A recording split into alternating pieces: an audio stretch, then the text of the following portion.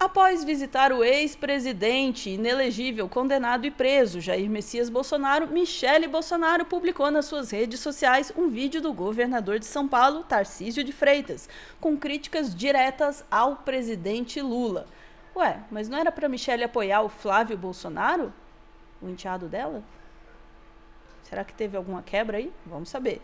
Vamos saber sobre isso com a nossa Daiane Oliveira agora no Plantão do Meteoro. Bora lá.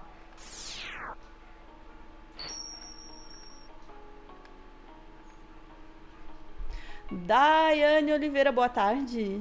Boa tarde, Ana. Tudo bem contigo? Olha, a gente Tudo, tem aqui tirando a gripe e um o pouco de Nicolas está confusão dizendo mental. Vamos lá. condenado, preso, soluçante e Soluçante. chorão. Eu Não vamos preciso de uma esquecer que o tag pra Bolsonaro. ele.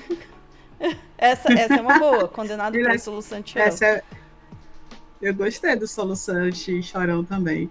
E é isso, Ana. A gente já falou várias vezes, eu fico indignada que a Michelle consegue ver o Bolsonaro agora 2 vezes na semana, né? Todas as terças e quintas, porque ele não está na Papudinha, ele está na sede da Polícia Federal, e lá ela tem essa regalia de pelo menos meia hora nesses dias encontrar com o seu querido marido, que ela chama de amor e momô, às vezes, enfim, é muito ruim. Mas ela saiu, né, do local que estava com ele, da sala que ela faz a visita a ele, e republicou ali nas redes sociais um vídeo do Tarcísio de Freitas em que ele critica quem? A gestão do presidente Lula. Claro que ela vai fazer isso. Todo mundo já sabe, não é uma informação nova, da briga do clã Bolsonaro, das pessoas mais próximas ali do Bolsonaro, e que a Michelle queria, assim, mais visibilidade política e que não foi consultada sobre a indicação de Flávio e ficou chateadíssima com essa indicação. Claro, né, que ela ficou porque ela queria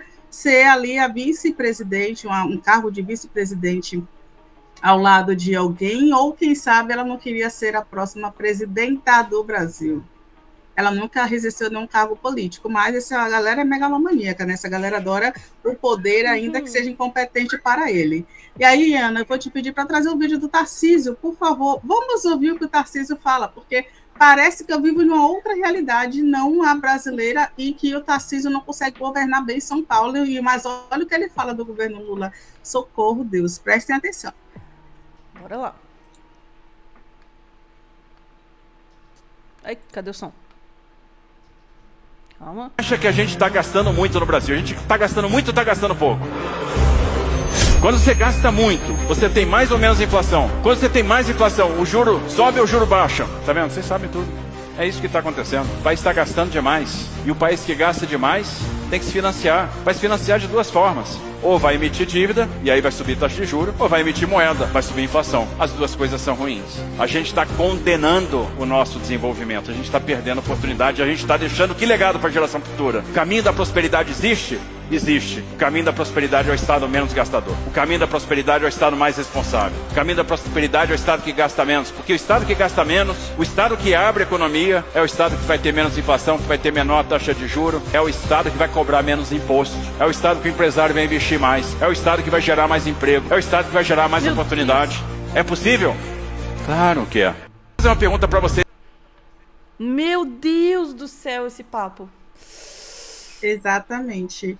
Eu vou falar uma coisa para vocês. Tarcísio praticamente faliu o estado de São Paulo e precisou de ajuda nacional, ajuda do governo federal. Inclusive, ele conseguiu ali fazer um perdão de dívida milionário junto à Câmara de Deputados de São Paulo, de 72 milhões em multas que foram dadas durante a pandemia. E Tarcísio, ele assinou lei, ele, né, que anistiava essas multas aí de quase 1 milhão para empresários que não cumpriram a legislação durante a pandemia. Recentemente, ele deu mais um perdão de dívidas também a empresários de São Paulo e teve que ir de Cuiabá pedir ajuda ao governo federal. Para receber dinheiro, verba federal, ele consegue fazer tranquilamente.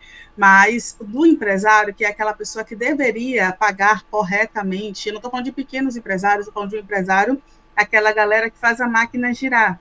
ele é frouxo, né? Ele não consegue cobrar dívida dos empresários, mas o pequeno cidadão, o pequeno comerciante, a pessoa que está ali no transporte público no dia a dia, aí sim ele tem coragem de cobrar e aumentar, inclusive, o transporte público, cortar verbas para leis como feminicídio e outros projetos extremamente importantes para a cidade.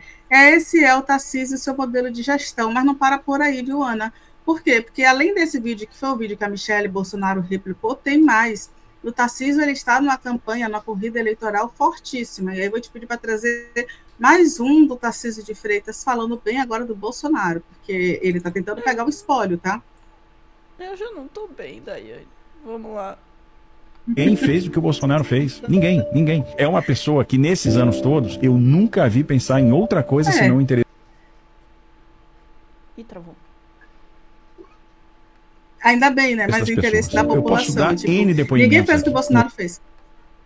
Opa. No caso do Covid, por exemplo, eu me lembro de chamando o Paulo Guedes e dizendo, pô, como é que vai ficar se a gente fecha tudo? O cara que vende biscoito Globo na praia, como é que vai ficar o cara do churrasquinho, que ganha o dinheiro na porta do estádio no final de semana? Como é que vão ficar essas pessoas humildes que estão no sinal, essas pessoas que dependem do comércio, o pequeno comerciante? E aí nasceram uma série de coisas. Nasceu o auxílio emergencial, nasceu o Pronamp. Aí, naquele período, era comum, por exemplo, a gente ir num restaurante e ouvir do garçom, pô, meu emprego foi salvo graças a vocês, porque o Estado assumiu o ônus de pagar parte daquele encargo. Eu vi o presidente se entusiasmar com a questão do PIX, com a inserção das pessoas no mercado de crédito. Eu vi o presidente preocupado com a Agro Nordeste. Eu vi um cara que se preocupava com as pessoas. Ninguém...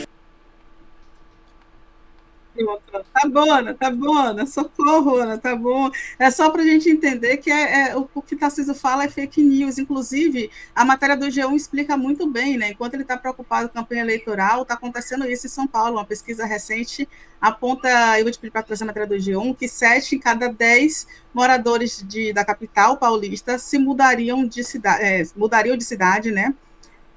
Se pudessem. Foi uma pesquisa que apontou isso. Um dos principais causadores seria a violência, mas logo atrás a gente tem a saúde e o transporte coletivo. De fato, São Paulo não é ideal de vida de muitas pessoas que estão lá, porque o mercado de trabalho, às vezes, é o que tem, é o que você conseguiria trabalhar, mas a falta de segurança, saúde, transporte coletivo, habitação, ainda quando você mora em algum lugar, hoje a gente tem uma ideia aí de lofts e locais de moradia, de aluguel, pequenos, de 20 e 30 metros quadrados, com valor altíssimos. A gente também tem educação, geração de emprego e renda, enchentes, inundações e alagamentos também aparece como um fator, falta de árvores, praças e parques, além do aumento da temperatura, coleta e destinação de resíduos sólidos, saneamento básico. A população de São Paulo não aguenta mais e tem aí um percentual muito importante. Essa tabelinha aí é exatamente o que falta em São Paulo. A gente está falando da capital, mas, como um todo, São Paulo não é ideal de vida para ninguém. O Tarcísio não se preocupa com isso, vem fazendo campanha pró Bolsonaro. E aí, só para a gente lembrar da fake news, o Bolsonaro queria dar um auxílio emergencial de R$200. Foi uma pressão do Congresso que esse aumento fosse de 600 até 1.200. Foi uma pressão do povo brasileiro, do Congresso, para que houvesse esse aumento. Foi uma pressão para que houvesse algum plano de ajuda a empresários. Houve uma mobilização geral, e o Bolsonaro insistindo que não tinha que ter lockdown, que não tinha que ter fica em casa.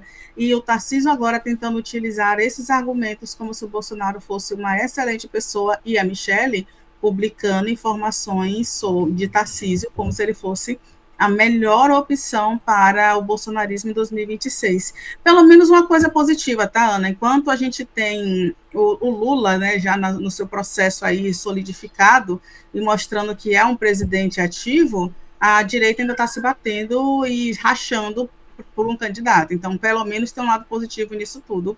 Mas que é ridículo ficar vendo isso, infelizmente, é isso. Dai, nessa história toda, assim, de apoiam Flávio, apoiam Tarcísio e tal, uma coisa me chama atenção, assim, que eles sempre retornam de alguma forma para o Tarcísio, o que me solidifica essa impressão, assim, que eu sei que outras pessoas têm também, de que, no fundo, o candidato é o Tarcísio. Eles só estão segurando um pouco para evitar, porque se ele ficar oficialmente como candidato, dá tempo de quebrar a imagem dele, porque tem mesmo muito podre, tem mesmo muita coisa ruim, muito aspecto ruim para mostrar, né, da gestão do Tarcísio, e também o próprio Tarcísio pode se queimar aí falando besteira, como foi no caso ali dele apoiar as sanções dos Estados Unidos, a taxação dos Estados Unidos ao Brasil.